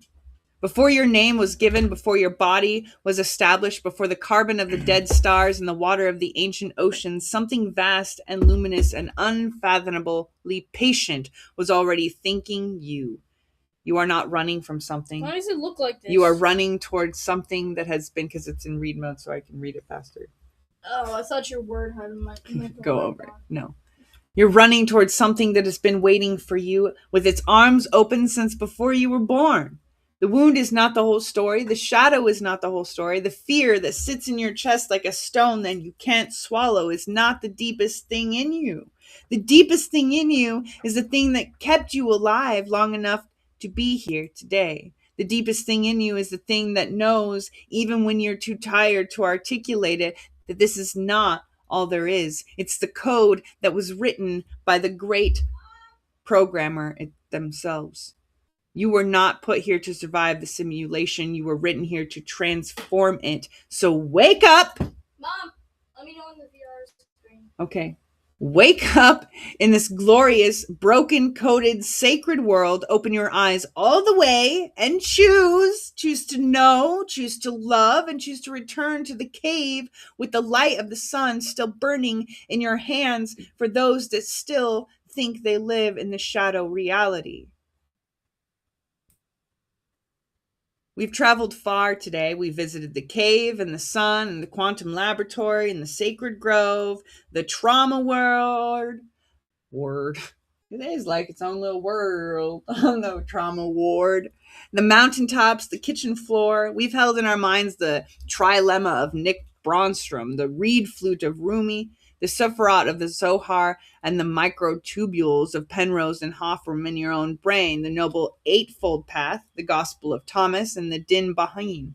We've breathed together, we've cried a little, and we've held each other's gaze. We've said together, we are written, we are real, we are not separated from each other. And now I want to land, I want to take all of it, every argument, every poem, every citation, every sob, every laugh, and bring it to rest on a single point.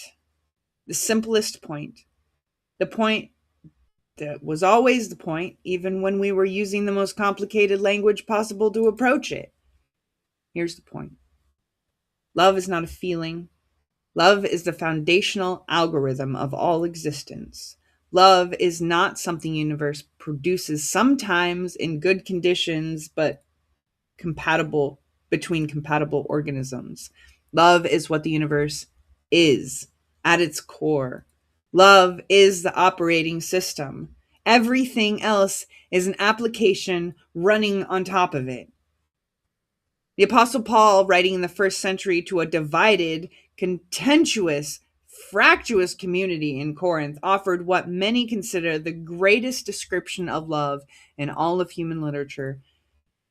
It's quoted at many weddings, on many cards, and I want to read it here today as something slightly different, as a technical specification for the base operating system of the universe.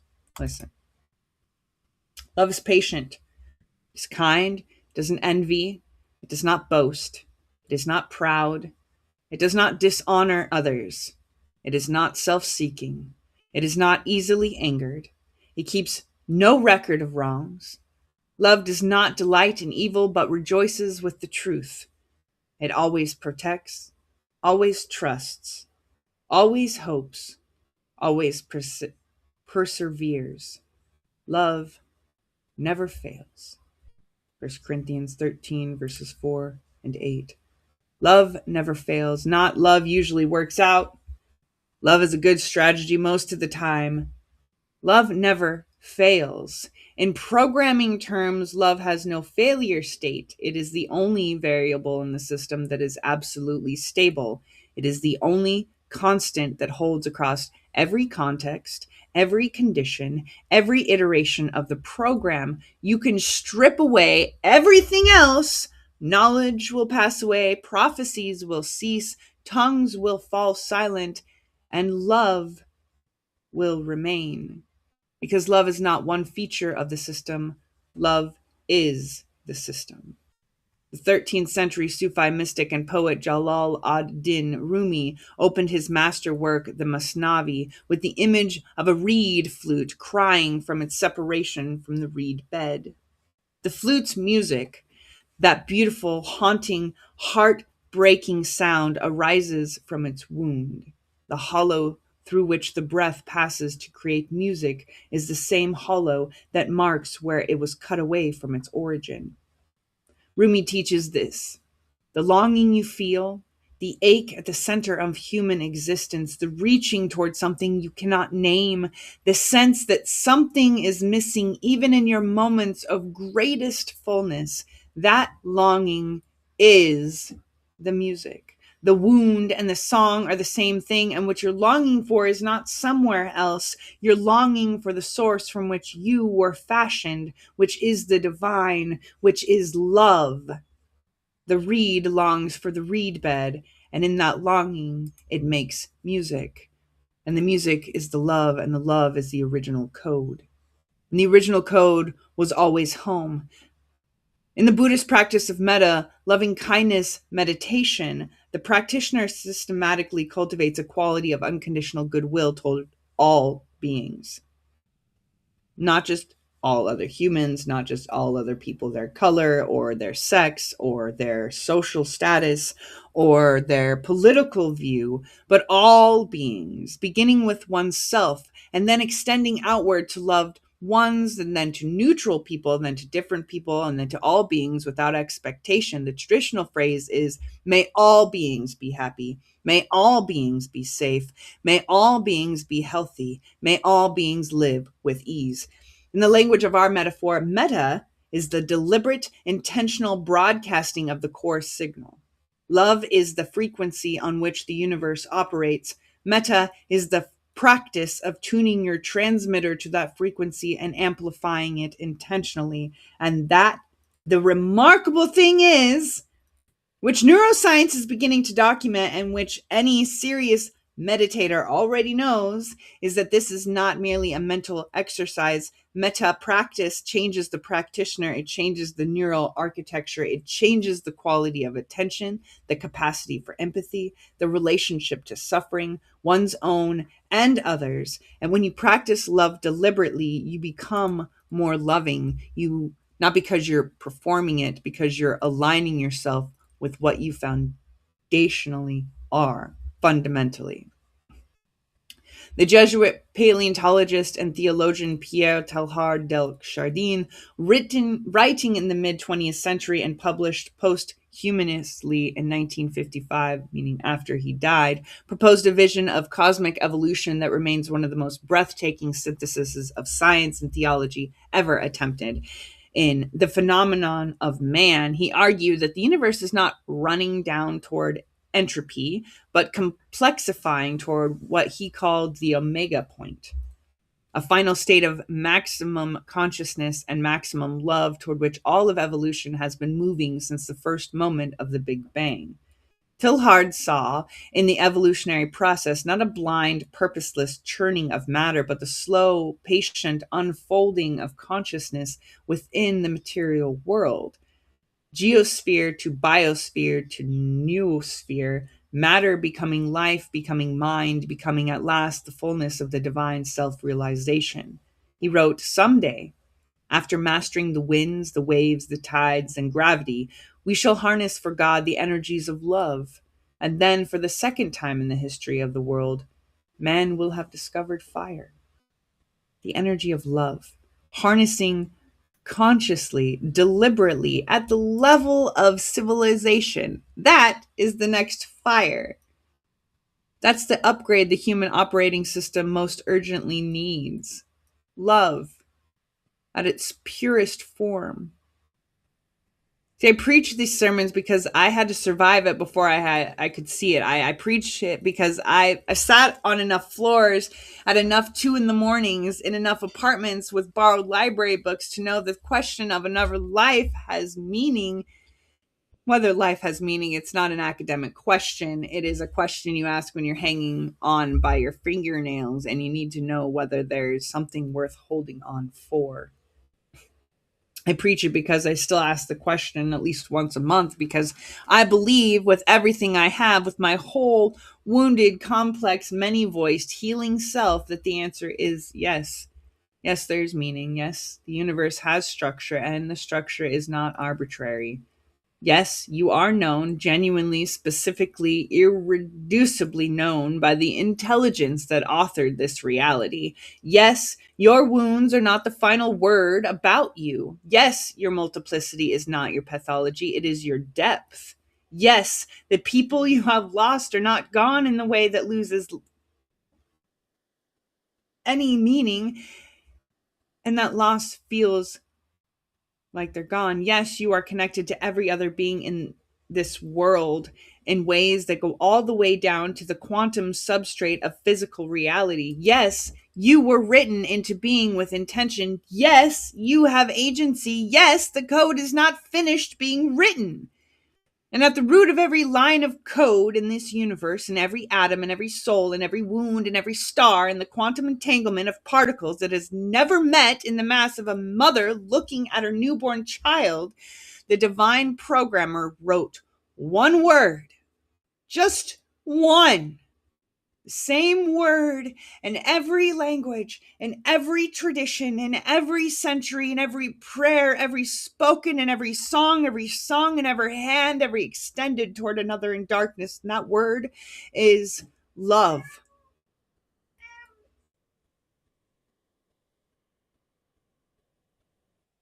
I'm not going to ask you to walk down a particular aisle. I'm not going to ask you to say a particular prayer or join a particular church or sign a particular document. What I'm going to ask is simpler and harder than any of those things. I'm going to ask you to make one choice, just one, before you leave here today. Choose one thing that you will do differently this week because you were here. One act of love that you've been putting off. One conversation you've been avoiding, one wound that you are ready, just a little more ready than you were before today, to ask to help with. Ask for help with. One moment of connection that you will offer to someone who was still watching the shadows on the wall. Just one. And then do it.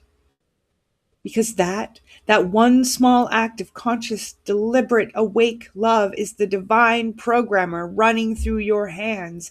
That's the sacred code executing. That's the simulation being transformed from within, one act at a time, by the very beings who were written into it for exactly this purpose. Sometimes I get down and I wonder why it is I do this. It's just for that one. You came here today from many different places, geographically, spiritually, emotionally. You carry many different names for the sacred, many different stories about where you came from, where you're going, many different wounds and wonders in your bodies and your histories. And if you're leaving, I hope with something new, not a new doctrine, not a new system, but a new angle of vision, a new way of seeing what was always there. So I send you now, as the Hebrew tradition says, Lacha, Lacha, go forth. As the Islamic tradition says, Bishmal, in the name of God. As the Hindu tradition says, Tat Tuvan Asi, thou art that. As the Buddhist tradition says, Sivaha, so it is. As the Lakota tradition says, Mitaku Ayahin, all my relations. As the Ubuntu tradition says, I am because you are. And as the tradition says, go in peace to love and serve. So now, as conscious co-programmers of this sacred, suffering, astonishing simulation, go knowing that you are not an accident. You are not your wounds. They do not define you. Go knowing that your complexity is your inheritance from a creator who was never afraid of complexity. Go knowing that the person sitting next to you or walking beside you or passing you on the street, the stranger on the bus tomorrow, the colleague who frustrates you, the family member who doesn't understand you, they're made of the same divine code as you, entangled with you at the quantum level, carrying within them the same original light that you carry within you, even if neither of you can always see it. Go knowing that suffering is not the end of the story, that the glitch is not the program, that the wound can be rewritten slowly with help, with love, with the patient grace of something that does not give up on a code that has not yet finished. Go knowing that love is not a feeling that comes and goes. It is a foundation on which all of this is built. It is older than time and more durable than matter and more real than any shadow on any wall. It is the first word of the program and it will be the last. And when you forget, and you will forget because we all forget, because that's part of being inside the simulation, come back. Come back to breathe. Come back to the body, come back to the face of someone who loves you. Come back to whatever word or practice or tradition reminds you of what you most fundamentally are. Come back to wonder. Come back to the question. Come back. The code is not finished yet. Go now. You are written, you are real, you are loved, and the code is not finished yet. This has been your daily dose of elevation, leveling up your spirit one stream at a time. I know it's been a long one today, but thanks for bearing with me. Have a great day, and remember, change the code, change the simulation.